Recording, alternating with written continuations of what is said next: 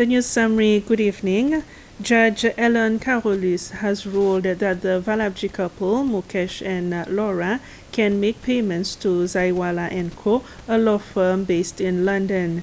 The £50,000 payment is meant for legal services rendered to the couple, whereas for payments intended for Seychelles lawyer Samantha Aglaé, Judge Carolus had inquiries as to why her invoices were made to Six Senses Il Passion and Il Félicité companies.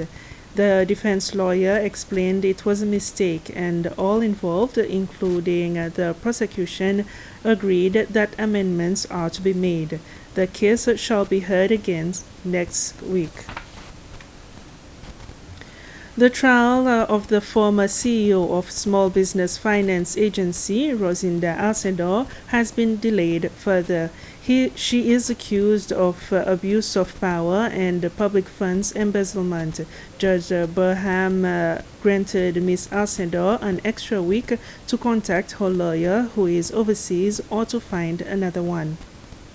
Today was set by the Supreme Court to begin hearing witnesses in the case involving Rosinda Alcindor for abuse of power and embezzlement of public funds when she headed the former Small Business Finance Agency, SPFA. This morning, the trial could not begin due to Ms. Alcindor's lawyer Samantha Aglaé being absent from the country, and Mr. Franz Pontet, who replaced her at today's court session, agreed with the court's decision to adjourn the trial as he is only stepping in for his colleague, Ms. Aglaé, who had filed a motion against the Anti-Corruption Commission, ACCS, in this case. Judge Burhan, presiding over the case, once again decided to postpone the commencement of the trial to May 16. Meanwhile, Mrs. Alcindor will have to contact her lawyer or hire a new one. The prosecution, for its part, is unhappy with this situation. Lawyer Nisa Thompson, who is representing the government, told the court that this is only a tactic to delay the case.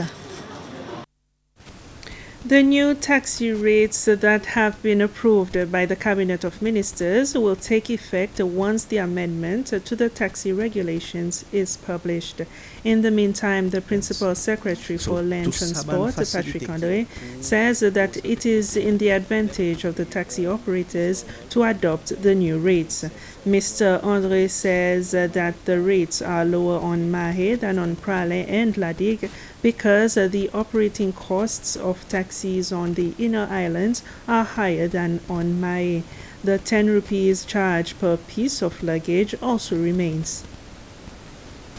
The rates will become legal once the amendment to the taxi regulation is published officially. So that is when the rates will become legal. With regards to operation of taxis, based on existing regulation, all taxi operators must have an operational working taximeter in their vehicle. And based on the new rates, our officers will calibrate the taximeters and insert the new rates to be used in the taxis. Presently, we have taxi operators that has their meter, but they will need to be recalibrated. And also, there are certain operators that do not have taximeters. Provision is already being made to import the taximeters, and they will install it, and then we will calibrate it with the new rates. In the meantime, we are preparing taxi fare card that will be distributed to all taxi operators, and also these fare cards will be placed in tourism establishment and strategic locations, areas, and also on the website, so that people can get access with the new rates to have an indication of how much their trips might cost when they are using a taxi. Why does it differ between the islands? Operating costs on Pralé and Ladig are much higher than here on Mahé. So that is why we have established 3 different rates for the 3 different islands. There has been no change in regards to the cost of luggage. Learning in the primary and secondary classes of Grand Anspralais is about to become more innovative and interesting thanks to 2 touchscreens that have been donated to the schools. The donations came from 2 honorary consuls who adopted the district of Grand Anspralais, the honorary consul of Czech Republic, and Germany. The donations will aid both schools in the teaching and learning process, benefiting students as well as teachers. The 2 screens cost about 220,000 rupees. That's it for the news summary. We'll be back at 8 with the Creole News. Bye for now.